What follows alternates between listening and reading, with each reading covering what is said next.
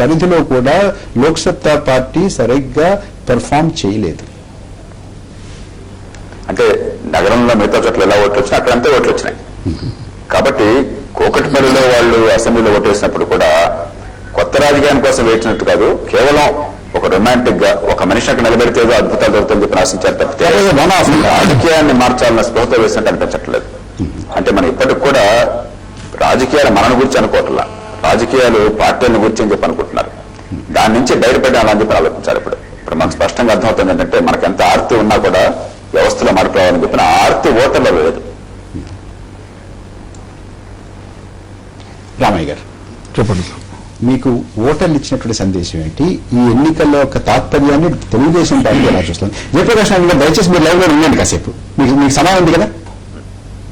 రామయ్య గారు కొంచెం 5 నిమిషాలు ఉంటానండి. ఇప్పుడు ఇక్కడ కాంగ్రెస్ పార్టీ వాళ్ళు ఎన్ని ప్రయత్నాలు చేసినా, రోషే గారు వైజాగ్ లో ప్రెస్ మాట్లాడుతూ చెబుతున్నారు, నేను ఈ విజయాన్ని సోనియా గాంధీ గారికి కానుకగా ఇస్తానని గంభీరంగా చెప్పారు. కానీ ఆయన ముఖం వర్చస్సులో గాంభీర్యం కనపడలా, అది పైకి వచ్చింది మాట. ఎందుకంటే ఆయనే చెబుతున్నాడు, జాతీయ స్థాయిలో మాకున్న అత్యున్నతమైన నాయకత్వం సోనియా గాంధీ గారిది, రాహుల్ గాంధీ గారి ఆధునిక విధానాలు, 5.5 సంవత్సరాల పాటు ముఖ్యమంత్రిగా పనిచేసిన స్వర్గీయ రాజశేఖర్ రెడ్డి గారు ఈ రాష్ట్రానికి. మీరు చాలా రామయ్య గారు ఒక్క నిమిషం, మీ పార్టీ అధినేత మీరందరూ కూడా చాలా ప్రయాసపడ్డారు.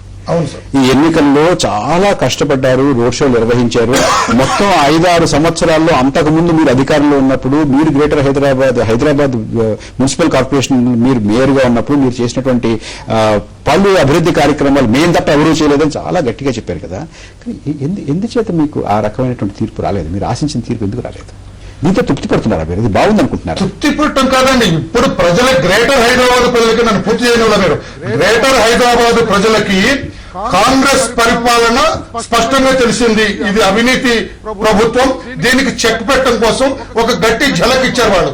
ఇదే రోషయ్య గారు అనుభవజ్ఞుడు కాబట్టి, రాజకీయంగా తలపండిన వ్యక్తి కాబట్టి, సిఈసి ఇచ్చిన రిపోర్టుని ఎప్పుడైతే పత్రికల్లో వచ్చిందో, రిపోర్టు కాపీ అందరికి అందిందో, అదే రోజున ఆయన నిర్ణయం తీసుకొని నిన్న ఏదైతే 723 జీవో నిన్న ఇష్యూ చేశారో అదే జీవోని 21వ తారీఖున ఆయన ఇష్యూ చేస్తున్నట్లయితే ఈ ఫలితాలు కూడా రావండి కాంగ్రెస్ పార్టీకి.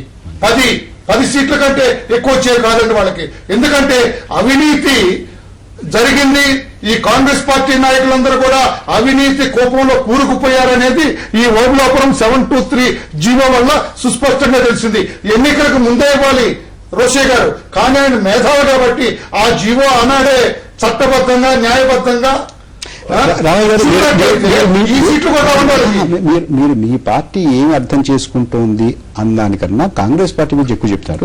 మీ పార్టీ క్లుప్తంగా మీ పార్టీ ఏం అర్థం చేసుకుంది ఈ తీర్పు నుంచి?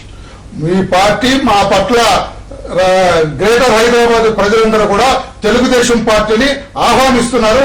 గతంలో కొన్ని పార్టీల మాటలు నమ్మి ఏదో చేస్తారు ఆ పార్టీలు అని చెప్పి నమ్మిన ఓటర్లు కూడా తిరిగి కాంగ్రెస్ కి ప్రత్యామ్నాయం తెలుగుదేశం పార్టీ మాత్రమే అని నమ్మి వాళ్ళు మా వైపు రావడం జరిగింది. పాపం ఆ పార్టీ కూడా ఏదో ఒక సీట్ వచ్చింది కానీ అది కూడా రాకూడదండి. అది కూడా మా వాడు స్వయంకృత అపరాధం. అదే విధంగా నేను కూడా కేకలేసాను. ఒక్క సీటు కూడా రావడం మీకు నచ్చటం కాదండి, ప్రజలకు తెలియాలి. ఒక క్షణం, జయప్రకాష్ నారాయణ గారు, అంటే గత శాసనసభ ఎన్నికలతో పోల్చి చూస్తే ఇన్నప్పుడు వరల రామయ్య గారు అన్నట్టుగా గత శాసనసభ ఎన్నికల్లో కొత్త పార్టీలు, మీ పార్టీ కానీ ప్రజారాజ్యం కానీ ఎవరైనా కాంగ్రెస్ కి ప్రత్యామ్నాయం ఎవరు అనే దాని మీద అంత అస్పష్టత ఉన్నందువల్ల అప్పుడు అన్ని పంచుకున్నాయి. ఇవాళ కాంగ్రెస్ కి ప్రత్యామ్నాయం తెలుగుదేశం పార్టీ అని బాగా స్పష్టంగా తేలినందువల్ల, ప్రజలు ఆ రకంగా ఆలోచించినందువల్ల మీరు కానీ ప్రజారాజ్యం కానీ భారతీయ జనతా పార్టీ కానీ మరొక కానీ సిపిఐ కానీ సిపిఎం కానీ వీళ్ళందరినీ కూడా వారు మీ ఊసే ఎత్తకుండా పక్కన పెట్టారు అనే రకమైనటువంటి విశ్లేషణకు రావచ్చా? ఇప్పుడు కేవలం ఒక పార్టీ బదులు ఇంకో పార్టీ రావడానికి పరిష్కారం అనుకున్నట్టయితే ఆ విశ్లేషణ కరెక్ట్ అయింది. ఎందుకంటే కాంగ్రెస్ కి ప్రత్యామ్నాయం ప్రస్తుతానికి టీడీపీ ప్రత్యామ్నాయం కాంగ్రెస్. ఒకే రీతి పార్టీలు, ఒకే రీతి పద్ధతులు, చాలా సందర్భాల్లో ఒకటే మనుషులు, కేవలం వేదిక మారుతుందంతే. అలా కాకుండా వ్యవస్థకు వెళ్లిపోయింది, పరిపాలన అస్తవ్యస్తంగా ఉంది, దీన్ని మార్చాలన్నట్టయితే ఖచ్చితంగా కాంగ్రెస్ టీడీపీ ప్రత్యామ్నాయాలు కాగలవు. కానీ వారిద్దరికీ ఏమి ఇష్టం అని చెప్పంటే ఒకరి మీద ఒకరు బురద జల్లుకుని చర్చ అంతా వాళ్ళ చుట్టూ తిప్పేసుకుని అసలు వ్యవస్థ మీద కానీ ఇష్యూస్ మీద కానీ ఎజెండా మీద కానీ చర్చ లేకుండా ఉంటే వారికి చాలా సంతోషం. మన ఎన్నికల అంతకుముందు ఉన్నటువంటి ప్రశ్న వ్యవస్థ ఏంటంటే మీరు చాలా సంవత్సరాలుగా ప్రయాసపడుతున్నారు, మీరు నెగ్గారు. ఈసారి ఈ ఎన్నికల్లో మీరు ఒక చాలా విలక్షణమైనటువంటి ప్రచార పద్ధతిని కూడా ఎంచుకున్నారు. డివిజన్ కి ఒక ప్రత్యేకమైనటువంటి ప్రణాళికను, కార్యాచరణ ప్రణాళికను వారు ముందు పెట్టారు. మొత్తం హైదరాబాద్ మహానగరానికి సంబంధించినటువంటి ఒక చాలా స్పష్టమైనటువంటి ప్రణాళికను ప్రజల ముందు పెట్టారు. But what went wrong? Why did you fail? అంటే మీ చుట్టూ రాజకీయ సంవాదం, రాజకీయ చర్చ ఎందుకు తిరగలేదు? వాళ్ళ చుట్టూ ఎందుకు తిరిగింది? ఇప్పుడు ఒక పార్టీ చేయగలిగింది మంచి అభ్యర్థుల్ని పెట్టడం, నిఖార్సైన అభ్యర్థుల్ని, మచ్చలేని వాళ్ళని, నేరచరిత లేని వాళ్ళని, ప్రజల పనికి వచ్చే వాళ్ళని పెట్టాం. 2, మీరు చెప్పినట్టుగా ఒక బలమైన, నిజాయితీ అయిన, వినూత్నమైన, ప్రజలకు అవసరమైన ఆచరణ సచన ఎజెండాలు పెట్టాం. 3, లోక్సత్తా అభ్యర్థులు మిగతా ఏ పార్టీల కన్నా కూడా సగం మంది, కనీసం సగం మంది పైగా ఇంటింటికి వెళ్లి చాలా లోతుగా ప్రచారం చేశారు. ప్రచార లోపం, ప్రయత్న లోపం కాదు, చాలా నిరాడంబరంగా కూడా చేశారు. నన్ను నేను మోసం చేసుకోవడం అవుతుంది. అట్లాగే 4వది, చెప్పింది చేసే ప్రయత్నం చేశాం. డబ్బుతో ఓట్లు కొనడం కానీ, భ్రాంతి పంచడం కానీ, ప్రాణాలను పెట్టడం కానీ, రువాబు చేయడం కానీ, హింసకు పాల్పడడం కానీ ఎలాంటిది లేకుండా. ఇంతకంటే ఒక రాజకీయ పార్టీ ఏది చేయడం సాధ్యం కాదు. కానీ ఈవేళ ఒక బహిరంగ చర్చలో ఈ ప్రమాణాల వల్ల రాజకీయం అని చెప్పంటే అసలు మనకు సంబంధించింది కాదని ప్రజలు అనుకుంటున్నారు. మనందరూ అనుకునేది ఏంటంటే రాజకీయం అంటే ప్రజలకు సంబంధించింది, వాళ్ళ జీవితానికి సంబంధించిందని. కానీ ప్రజల్లో అత్యధికులు ఇప్పటికి కూడా ఏమనుకుంటున్నారంటే ఇదేదో ఈ పార్టీకి ఆ పార్టీకి మధ్య పోరాటం, మనం కేవలం మధ్య వినోదం చూస్తున్నాం, మనకు ఓటు అనేది ఒకటి ఇచ్చారు, వీళ్ళు ఎవరు గెలుస్తారు చూసి వేద్దామని చెప్పి అనుకుంటున్నారు తప్పితే ఇది మన జీవితాన్ని గురించి, ఈ వ్యవస్థను మార్చుకోవడానికి సాధనం అని చెప్పిన అవగాహన ఇంకా లేదని స్పష్టంగా అర్థమవుతుంది. మీరు చూడండి, మన 42% ఓట్లున్నాం. నిజంగా గుండె మీద చేసుకుని ఆలోచించినట్టయితే డబ్బుకి, బ్రాందీకి, బిర్యానీ పొట్లానికి ఓటేయకుండా ఉన్న వాళ్ళు మాత్రమే ఓటింగ్కి వెళ్తే మొన్న బహుశా 12%, 15% ఉన్నట్టుంది. అంటే 15%, 12% స్వచ్ఛందంగా ప్రలోభాలు లేకుండా ఓటేసే పరిస్థితి ఉంటే మనం చాలా ఏ పార్టీ గెలిచింది, ఏ పార్టీ ఓడింది పక్కన పెట్టండి. అంటే జేపీ కృష్ణ దీని తాత్పర్యం, దాన్ని అర్థం చేసుకోవాలి. ఖచ్చితంగా లోక్సత్తా దాన్ని అంత ఇంత తీవ్రంగా అర్థం చేసుకోవాలి. జేపీ కృష్ణారెడ్డి గారు, అంటే దీని తాత్పర్యం మొత్తం మీద ప్రజలదే దోషం అంటారా, తప్పంటారా? ప్రజలది ఇప్పుడు ప్రజాస్వామ్యంలో వ్యవస్థను మార్చాల్సిన తుది బాధ్యత ప్రజలదే.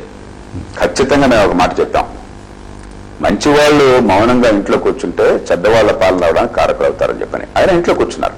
లోక్సత్తా చేసినంత ప్రచారం మాకు ఓటేయమని కూడా చెప్పకుండా ముందు అసలు ఓటేయండి అయ్యా, పార్లమెంట్ అసెంబ్లీకి చాలా ముఖ్యమని చెప్పినప్పుడు చాలా తక్కువ మంది వేశారు. వేసిన వాళ్ళలో కూడా మీరు డబ్బుకి, బ్రాందీకి కాకుండా ఓటు వేసిన వాళ్ళని మీరు నిజాయితీగా లెక్కేసి చూడండి, సర్వేలు చేయండి, 12-15% దాటదు.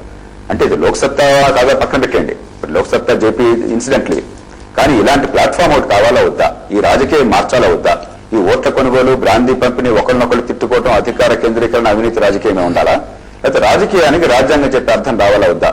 ఆ రకంగా విశ్లేషిస్తే స్పష్టంగా ఈవేళ అలాంటి ప్రత్యామ్నాయాన్ని ప్రజలు ఇంకా ఎంచుకోవటం లేదు. మీరు చెప్పేది ఇలా అర్థం చేసుకోవచ్చా? చాలా మంది ఓటర్లు ఒక సిగ్నిఫికెంట్, జేపీ గారు మీరు చెప్పేది ఇలా అర్థం చేసుకోవచ్చా? చాలా మంది, కానీ ఈవేళ మాత్రం ఆ తరుణం ఇంకా రాలా, అది స్పష్టంగా అర్థమవుతున్నది. మీరు చెప్పేది అర్థం చేసుకోవచ్చా? చాలా మంది ఓటర్లు హైదరాబాద్ మహానగరంలో మద్యానికి, డబ్బులకి అమ్ముడైపోయినందువల్ల ఈ రకమైనటువంటి తీర్పు మనం చూస్తున్నాము అని అనుకోవచ్చా? కాదు కాదు, మీరు తప్పర్థం చేస్తున్నారు. అలా అమ్ముడిపోయే వాళ్ళు పాపం పేదరికం వల్ల జీవితంలో దగాపడ్డ వాళ్ళు అమ్ముడిపోతున్నారు తాత్కాలికంగా. వారికి ప్రస్తుతానికి ప్రత్యామ్నాయం లేదు. నేను చెప్పేది వారిని గురించి కాదు, మిగిలిన వాళ్ళు ఇది మా జీవితం కాదు అనుకుంటున్నారు, మనకి సంబంధం లేదు అనుకుంటున్నారు. మనం ఓటేకపోయినా వేసినా ఓటే అనుకుంటున్నారు. ఓటేస్తే గెలిచే వాళ్ళకి వేద్దాం అనుకుంటున్నారు, కానీ మన జీవితాన్ని మార్చడానికి, నగరాన్ని మార్చడానికి వేద్దాం అనుకోవటం లేదు. ఖచ్చితంగా ప్రజాస్వామ్యంలో ఆ చైతన్యం లోపించిందన్నమాట వాస్తవం. జేపీ కృష్ణారెడ్డి గారు మాతో మాట్లాడినందుకు మీకు ధన్యవాదాలు. ఇప్పుడు ఒక చిన్న విరామం తీసుకుందాం. విరామం తర్వాత మన చర్చను కొనసాగిద్దాం.